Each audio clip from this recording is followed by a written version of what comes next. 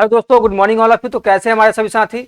दोस्तों आज हम लोग पढ़ने वाले हैं इकोनॉमिक्स का पीवाईक्यू, जो कि बहुत सारे कॉम्पिटिटिव एग्जाम में क्वेश्चन पूछे जा चुके हैं। वही क्वेश्चन को मित्र हम लोग यहाँ देखेंगे और क्वेश्चन के पैटर्न को समझेंगे कि आखिर क्वेश्चन के किस तरीके के पैटर्न एग्जाम में पूछे जा रहे हैं। दोस्तों आइए और आज का क्लास हम लोग शुरू करते हैं। उससे पहले जो भी सारे चैनल को सब्सक्राइब नहीं किए हैं, चैनल को सब्सक्राइब कर दे, वीडियो को लाइक कर दे और अपने दोस्तों में शेयर कर दे। दोस्तों आइए आज का क्लास हम लोग शुरू करते हैं। हम लोग 15 क्वेश्चन देखने वाले हैं और जो जो एग्जाम में पूछा गया है उस क्वेश्चन के नीचे उस एग्जाम का नाम भी लिखा हुआ है। तो दोस्तों आइए, क्वेश्चन नंबर 1 आ गया है स्क्रीन पे। इसमें बोला गया है, देखिए क्या बोला गया है। भारत में ग्रीन रेवोल्यूशन सबसे पहले किस फसल में हुआ था? बताइए मेरे भाई, भारत में ग्रीन रेवोल्यूशन सबसे पहले किस फसल में हुआ था? तो ऑप्शन नंबर 1 में है चावल, ऑप्शन नंबर बी में है गेहूं, ऑप्शन नंबर सी में मक्का और ऑप्शन नंबर डी में है जौ। तो किस में हुआ था? तो इसका सही जवाब हो जाएगा option number B is the right answer, गेहूं में हुआ था। ठीक है, तो चलिए क्वेश्चन नंबर 2 देखते हैं हम लोग। क्वेश्चन नंबर 2 में क्या बोला गया है, स्क्रीन पे आ गया है। सभी साथी इस क्वेश्चन का जवाब कमेंट बॉक्स में लिखिए। क्वेश्चन नंबर 2 में बोला है ट्रिकल डाउन थ्योरी किससे संबंधित है? ऑप्शन नंबर ए में बोला गया है कृषि, ऑप्शन नंबर बी में है औद्योगिक विकास, ऑप्शन नंबर सी में है गरीबी हटाओ और ऑप्शन नंबर डी में है योजना आयोग। तो बताइए मेरे साथी इसका सही जवाब क्या होगा? तो इसका सही जवाब होगा औद्योगिक विकास, option number B is the right answer. चलिए हम लोग क्वेश्चन नंबर 3 देखेंगे। कोई भी साथी को कोई भी क्वेश्चन में जरा सा भी, थोड़ा सा भी, कहीं भी डाउट हो तो आप लोग बेहिचक कमेंट बॉक्स में लिखिए, ताकि हमको समझ में आए कि हमारे साथियों को कहाँ पे डाउट हो रहा है, कहाँ पे दिक्कत आ रही है। चलिए क्वेश्चन नंबर 3 देखते हैं हम लोग। क्वेश्चन नंबर 3 में क्या बोला गया है, भारत का पहला पंचवर्षीय योजना किस वर्ष शुरू किया गया? क्या बोला है मेरे भाई, पहला पंचवर्षीय योजना किस वर्ष शुरू हुई थी? तो पहला पंचवर्षीय योजना सभी साथियों को मालूम होना चाहिए। ऑप्शन नंबर ए में है 1947, ऑप्शन नंबर बी में है 1950, ऑप्शन नंबर सी में है 1951 और ऑप्शन नंबर डी में 1952। और ये क्वेश्चन रेलवे में पूछा जा चुका है। तो इसका सही जवाब क्या होगा? तो इसका होगा option number C is the right answer. 1951 में शुरू हुआ था पंचवर्षीय योजना। चलिए क्वेश्चन नंबर 4 देखते हैं। क्वेश्चन नंबर 4 में क्या है, आप सभी साथियों के सामने स्क्रीन पर क्वेश्चन आ चुका है, पढ़ के इसका जवाब बताइए। हिंदू रेट ऑफ ग्रोथ शब्द किसने दिया? हिंदू रेट ऑफ ग्रोथ शब्द किसने दिया? ए में है राजकृष्ण, बी में है अमर्त्य सेन, सी में है मनमोहन सिंह और डी में है रघुराम राजन। ये मेरे साथी यूपीएससी में पूछा गया सवाल है। तो इसका सही जवाब क्या होगा? तो इसका सही जवाब होगा option number A is the right answer, Rajkrishna ने दिया था। ठीक है, चलिए क्वेश्चन नंबर 5 में देखिए क्या बोला है। भारत का सबसे बड़ा राजस्व स्रोत क्या है? भारत का सबसे बड़ा राजस्व स्रोत क्या है? ए में है आयकर, बी में है कॉर्पोरेट टैक्स, सी में है जीएसटी या अप्रत्यक्ष कर और डी में है कस्टम ड्यूटी। तो मेरे साथी ये क्वेश्चन एसएससी सीपीओ में पूछा जा चुका है। तो इसका सही जवाब क्या होगा? तो इसका सही जवाब होगा option number C is the right answer, GST या अप्रत्यक्ष कर। चलिए क्वेश्चन नंबर 6 देखते हैं। क्वेश्चन नंबर 6 में क्या बोला गया है? क्वेश्चन नंबर 6 में बोला गया है रेपो रेट किससे संबंधित है? अब बताइए मेरे भाई, सभी साथी कमेंट बॉक्स में लिखिए कि रेपो रेट होता क्या है, रेपो रेट का क्या मतलब है।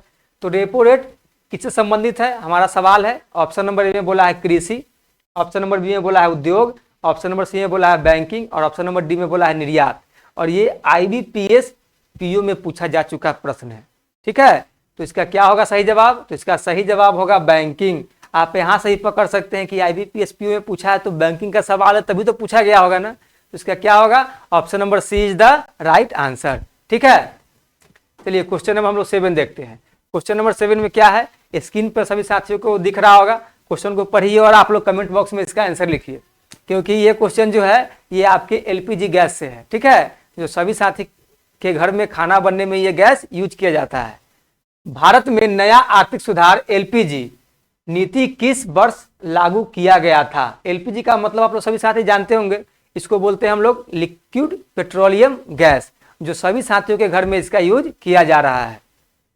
तो हमारा क्वेश्चन है भारत में नया आर्थिक सुधार LPG नीति किस वर्ष लागू किया गया था?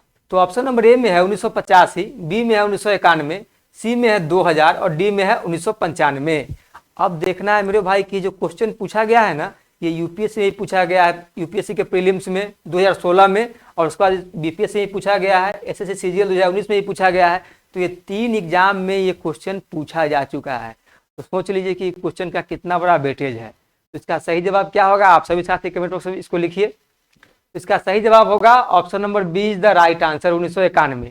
और जब ये 1991 में शुरू हुआ तो ये किसके शासनकाल में शुरू हुआ, उस समय प्रधानमंत्री कौन थे, तो मेरे भाई उसमें प्रधानमंत्री थे डॉक्टर मनमोहन सिंह। डॉक्टर मनमोहन सिंह, सभी साथी इसको याद रखेंगे। पूछ सकता है कि किनके कार्यकाल में ये शुरू हुआ, तो उस समय के तत्कालीन प्रधानमंत्री डॉक्टर मनमोहन सिंह थे, उन्होंने इस योजना का क्रियान्वयन किया। ठीक है, तो चलिए हम लोग क्वेश्चन नंबर 8 देखते हैं।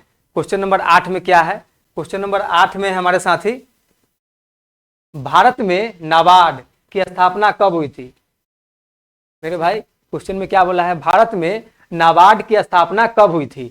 ऑप्शन नंबर ए में बोला है 1982, ऑप्शन नंबर सी में 1969, ऑप्शन नंबर सी में 1976 और ऑप्शन नंबर डी में 1991। तो बताइए कब हुई थी, तो इसका सही जवाब होगा option number A is the right answer. 1982 में नाबार्ड की स्थापना हुई थी। और ये क्वेश्चन देखिए, आपको नाबार्ड ग्रेड 1 2018 के एग्जाम में पूछा गया है, आरबीआई ग्रेड बी 2015 में पूछा गया और बीपीएससी 2021 में पूछा जा चुका है।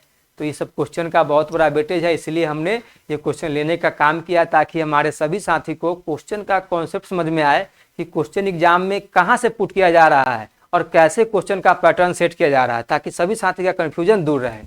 चलिए हम लोग क्वेश्चन नंबर 9 देखते हैं। क्वेश्चन नंबर 9 में है, भारत में वस्तु एवं सेवा कर जीएसटी कब से लागू हुआ। बताइए, ये तो सभी साथी को पता होना चाहिए, क्योंकि हमारे अभी तत्कालीन प्रधानमंत्री श्री नरेंद्र मोदी जी के ही द्वारा ये जीएसटी कर लागू किया गया था। तो कब लागू किया गया, तो अब हम लोग इसके बारे में देखेंगे ऑप्शन। भारत में वस्तु एवं सेवा कर जीएसटी कब लागू हुआ, और जीएसटी का मतलब क्या होता है, तो इसका मतलब होता है मेरे भाई गुड्स एंड सर्विस टैक्स। क्या होता है, गुड्स एंड सर्विस टैक्स। अब हम लोग समझेंगे कि कब इसको लागू किया गया। ऑप्शन नंबर ए में है 1 अप्रैल 2016, बी में है 1 जुलाई 2017, फिर सी में है 15 अगस्त 2015 और डी में है 1 जनवरी 2018। तो बताइए कब लागू किया गया, तो ये लागू किया गया था 1 जुलाई 2017 को। Option number B is the right answer. और देखिए ये जो आप क्वेश्चन देख रहे हैं, ये पूछा गया था एसएससी सीजीएल 2018 में, रेलवे एनटीपीसी में 2019 और बीपीएससी 2020 में पूछा गया था। ठीक है, तो समझ में आ रहा होगा कि इन सभी क्वेश्चन का कितना बड़ा वेटेज है। क्वेश्चन नंबर 10 में है, हरित क्रांति ग्रीन रेवोल्यूशन मुख्य रूप से किससे संबंधित है। बताइए, हरित क्रांति के बारे में सभी साथियों को पता है कि हरित क्रांति क्या होता है, तो उसी से पूछा गया है संबंधित क्वेश्चन कि आखिर ये किससे संबंधित है। तो ऑप्शन नंबर ए में बोला गया है मत्स्य उत्पादन, ऑप्शन नंबर बी में खाद्यान्न उत्पादन, ऑप्शन नंबर सी में दूध उत्पादन और ऑप्शन नंबर डी में कपड़ा उद्योग।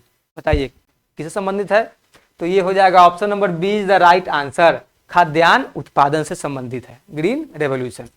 तो ये भी क्वेश्चन देखिए, आपको यूपीएससी प्रीलिम्स 2012 में, एसएससी सीएचएसएल 2019 में और सीटेट 2021 में ये क्वेश्चन पूछा जा चुका है।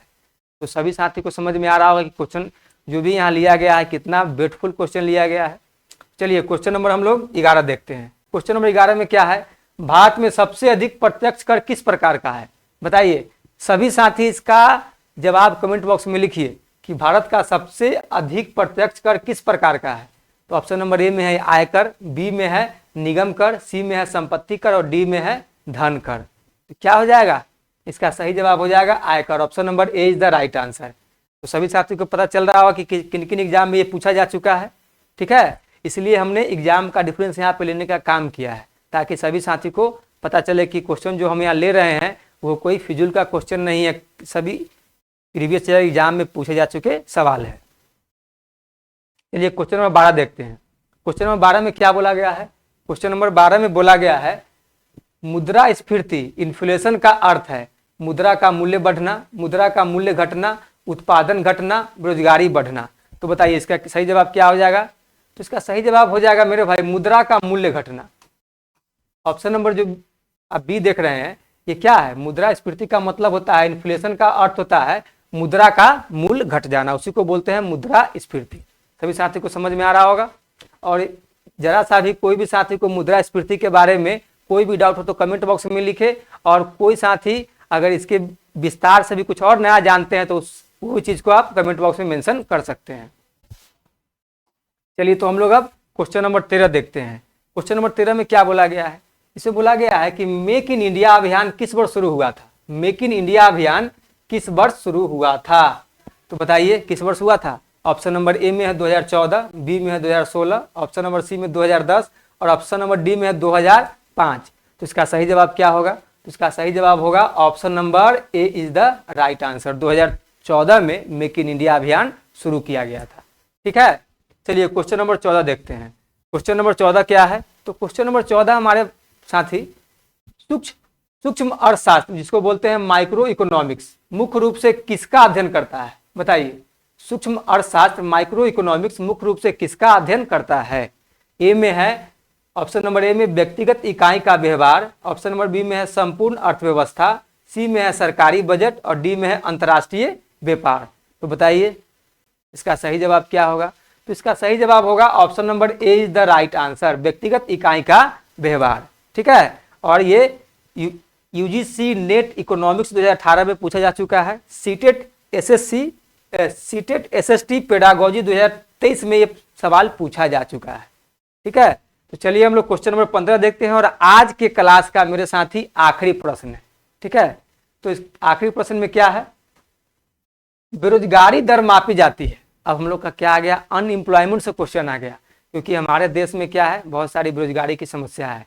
बहुत सारे हमारे साथियों को बेरोजगार मतलब नौकरी नहीं मिल रही है और उन पर बेरोजगारी का ठप्पा लगा हुआ है। तो आखिर बेरोजगारी दर कैसे मापी जाती है, कैसे निकाला जाता है कि आखिर हमारे देश में, हमारे राष्ट्र में बहुत ज़्यादा बेरोजगारी बढ़ चुका है? तो हम लोग इस ऑप्शन के माध्यम से देखेंगे कि आखिर ऑप्शन में क्या दिया गया है।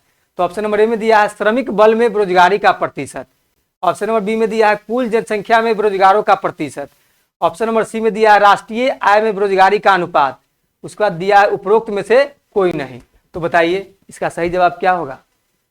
और ये क्वेश्चन जो मेरे साथ आप देख रहे हैं, ये एसएससी सीजीएल 2016 में पूछा गया है, यूपीएससी प्रीलिम्स 2018 में पूछा गया है और रेलवे एनटीपीसी 2020 में पूछा जा चुका है। तो बताइए इसका सही जवाब क्या होगा?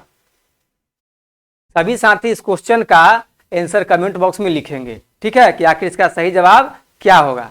तो दोस्तों उम्मीद करते हैं और आशा करते हैं कि सभी साथी को आज का क्लास काफ़ी पसंद आया होगा और सभी साथी बताएंगे कि आप लोग अब कौन से सब्जेक्ट पर क्लास चाहते हैं।